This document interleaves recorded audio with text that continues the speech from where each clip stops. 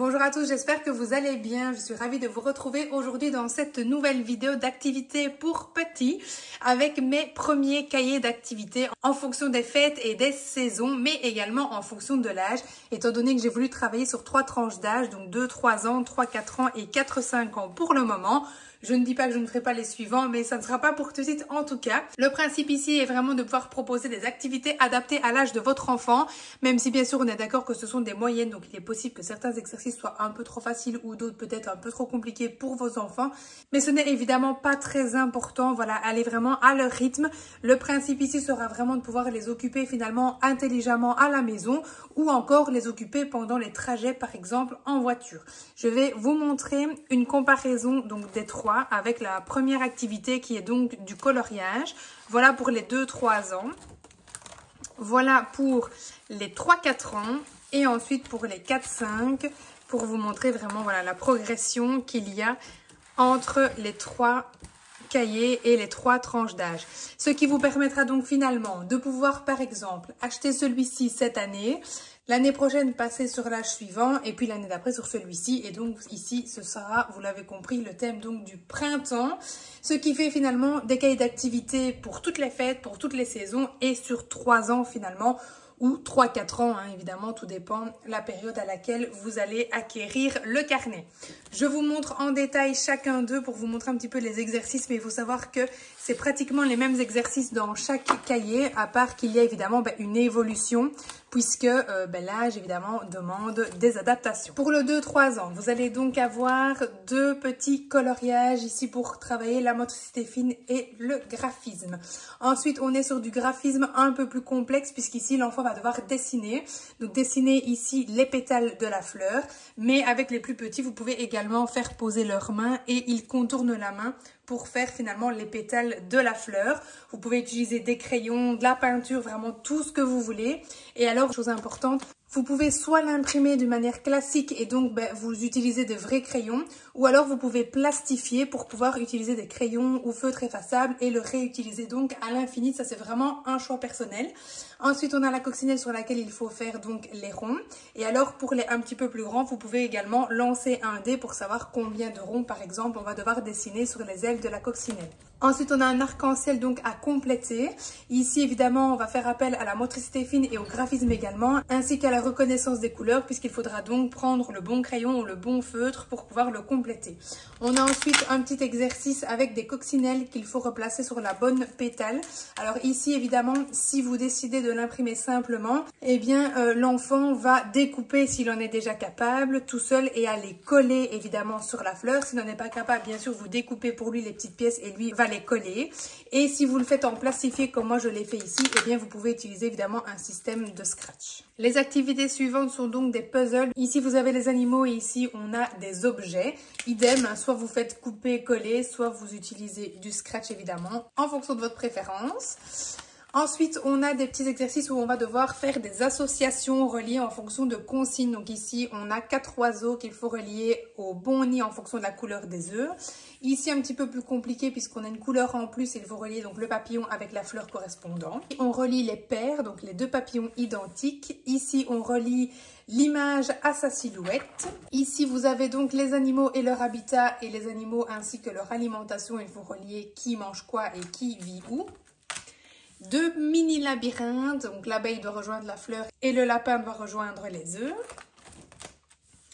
Ensuite ici, on demande à l'enfant de colorier les dessins qui appartiennent au printemps. Évidemment, vous pouvez les aider pendant les exercices. Le but, c'est aussi d'apprendre peut-être des nouveaux mots, etc. Ici, on demande à l'enfant de ne colorier que les fleurs. Donc là, on a en plus ce qu'on appelle l'inhibition qui entre en jeu. C'est-à-dire que l'enfant doit inhiber l'action de vouloir colorier également le papillon, l'abeille, l'oiseau, l'arrosoir, le soleil, etc. Tout simplement parce qu'elles ne font pas partie de la consigne. Ensuite, on va essayer de respecter les consignes. Donc colorier les fleurs en jaune, le papillon en bleu, la coccinelle en vert. Et ensuite, on a aussi une petite chasse au trésor. Donc là, le but, évidemment, vous pouvez réimprimer la feuille toute seule si vous souhaitez aller vous balader dans la nature et puis demander à l'enfant de cocher quand il aura trouvé donc les éléments suivants. Je passe maintenant aux 3-4 ans. Donc vous allez voir, les exercices sont plus ou moins similaires mais plus complexes. Donc on avait pour démarrer le graphisme, ici avec les petites pastilles pour aider, et là un tout petit peu plus dur puisqu'on a déjà les consignes en dessous et il faut reconnaître avec les numéros pour pouvoir aller colorier dans les bonnes couleurs. Vous avez ensuite le graphisme, donc voilà, pré-graphisme en tout cas. Ensuite on a un puzzle qui lui est une scène imagée.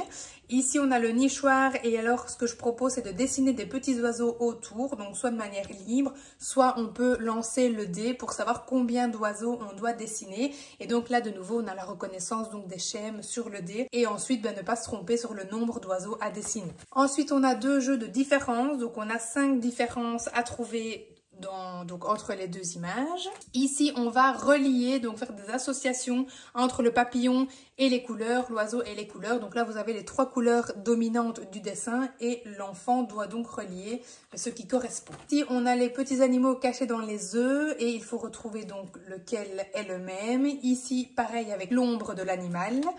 2 petits labyrinthes, vous voyez, qui sont déjà plus complexes que dans le cahier 2-3 ans. Alors, un niveau 1 et un niveau 2, donc celui-là est un petit peu plus compliqué.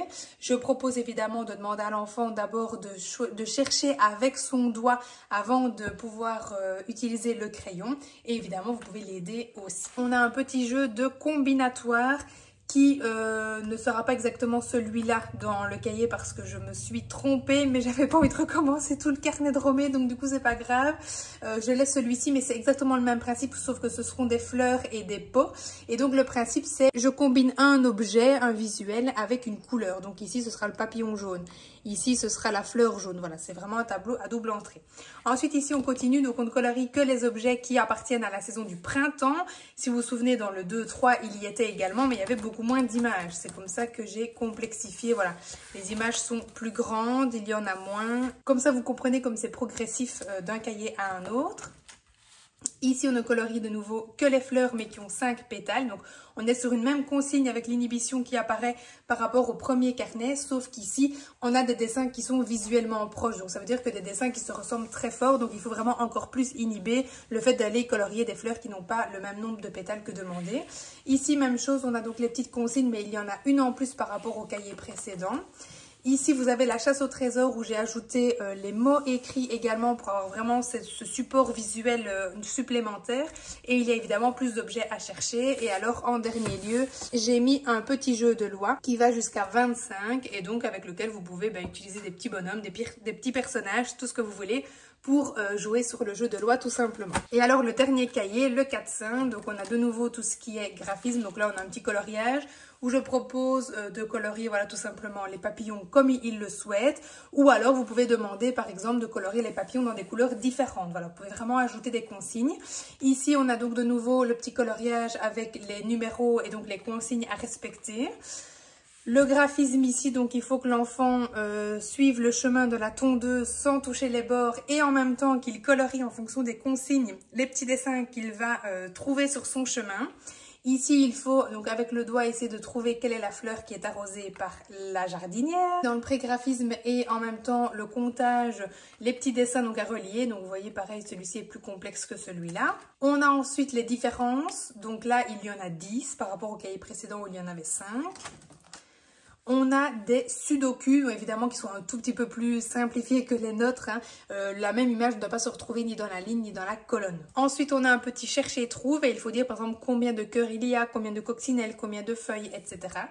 On relie ici les coquilles avec les personnages. Donc ça, c'est le même exercice que dans le livre précédent, sauf qu'ici, c'est en noir et blanc, donc vous n'avez pas les couleurs pour pouvoir vous aider. De nouveau, des petits labyrinthes, plus complexes évidemment que dans le cahier précédent. Et on a de nouveau un niveau 1 et un niveau 2. Ce qui correspond finalement dans ceux-ci, niveau 1, niveau 2, niveau 3, niveau 4 réellement, si on veut vraiment faire la progression jusqu'au bout. Ensuite, on a donc le même que tout à l'heure, que c'est ce que je vous ai expliqué. Donc celui-ci est le bon et vous en avez deux différents. Donc ici, il faut la couleur du cupcake et le fruit qui va dessus et correctement les mettre dessus. Ensuite, on a de nouveau, donc ici, il faut colorier les dessins en lien avec le printemps. Et là, j'ai ajouté par contre des consignes où il faut barrer ceux en lien avec l'hiver et entourer ceux en lien avec l'automne. Ici, on colorie les fleurs qui ont 5 pétales en bleu et celles qui ont 7 pétales en rose. Toutes les autres doivent être barrées. Donc ici, on a de nouveau de l'inhibition et en même temps du respect de consignes puisqu'on est sur 3 consignes des deux côtés. Si évidemment c'est trop complexe, vous pouvez en faire que 2 et vous en supprimer une tout simplement. Ensuite, on a de nouveau la consigne où il faut colorier et de nouveau, il y a une consigne supplémentaire, donc on est passé de 3 à 4 à 5 ici. Et puis vous avez de nouveau une petite chasse au trésor qui est beaucoup plus longue que les deux précédentes. Il y a beaucoup plus de choses à trouver, donc ça peut se faire évidemment sur plusieurs jours bien sûr. Ou bien si vous partez en vacances, vous pouvez aussi imprimer juste cette feuille-là et lui faire cocher petit à petit tout le long de votre séjour. Et pour clôturer, on a également un petit jeu de loi. Celui-ci va jusqu'à 30, qui est donc l'arrivée. Pareil, avec lequel vous pouvez utiliser les personnages et ou les cartes que vous souhaitez. Et donc, du coup, voilà pour les premiers cahiers d'activités sur le thème du printemps. Suivront évidemment l'été, l'automne et puis Halloween. Et ensuite, évidemment, hiver, Noël. Il y aura également Pâques, mais du coup, que je ferai sûrement pour l'année prochaine, étant donné que là, c'est un petit peu juste. Mais donc, voilà pour les premiers qui seront sur le thème du printemps. N'hésitez pas si vous avez des questions évidemment à me les mettre dans les commentaires, j'y répondrai avec grand plaisir. J'espère en tout cas que ce nouveau travail vous plaira et je vous dis à lundi prochain 20 h pour une nouvelle vidéo.